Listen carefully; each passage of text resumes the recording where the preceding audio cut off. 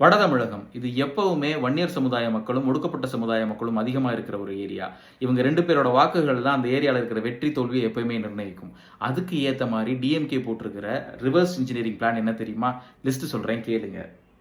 பொன் கௌதம் சிகாமணி, Nandakumar, MRK Panneerselvam அப்படின்னு சொல்லிட்டு ஒரு பக்கம் திமுகவுடைய வன்னியர் சமுதாய ஆட்களை இறக்கி அது ஒரு கூட்டம் நிற்குது. இது கூட இன்னொரு பக்கம் ஏவாவேலு, ஆர் காந்தி, சிவி கணேசன், செஞ்சி மஸ்தான் அப்படின்னு இன்னொரு நான் வன்னியர் கூட்டத்தையும் உருவாக்கி மாவட்ட செயலாளர்களாக வச்சிருக்கு. இதுல இன்னொரு பேச்சும் அடிபடுது.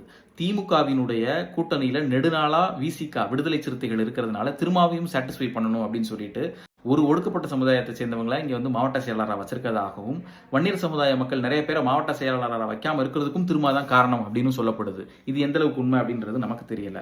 அதுலயும் இன்னொரு காரணம் என்ன அப்படின்னா, கொங்கு கவுண்டர்களுக்கு கொடுக்கப்பட்ட ஒரு 90 விழுக்காட்டுக்கு மேலான தொகுதிகளை மாவட்ட செயலாளர் பதவிகளை வன்னியர்களுக்கு கொடுக்காததுக்கு பின்னால வன்னியர் சமுதாய மக்களினுடைய பொருளாதார ஏற்றத்தாழ்வுகளும் இருக்கு அப்படின்னு ஒரு பேச்சு இருக்கு. இன்னொரு முக்கியமான விஷயம் என்னன்னா, பாமக எப்பவுமே வந்து வட தமிழகத்தை விட்டவே கொடுக்க மாட்டாங்க. அதுதான் அவங்களுடைய ஸ்ட்ராங்கான கோட்டை.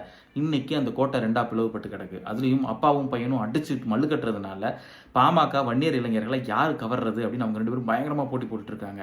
இதுக்கு இடையில நம்ம நாம் தமிழர் சீமான் அவர்களும் விஜய் அவர்களும் கொம்பு சுத்தி பாமக வன்னியர் இளைஞர்களும் எங்களுக்கு தான், ஒடுக்கப்பட்ட மக்களுடைய வாக்குகளும் எங்களுக்கு தான், அங்க இருக்கிற எல்லா இளைஞர்களோட வாக்குகளையும் நாங்க தான் கவர்வோம் அப்படின்னு சொல்லி அவங்கள ஒரு பக்கம் முண்டி அடிச்சுக்கிட்டு இருக்காங்க.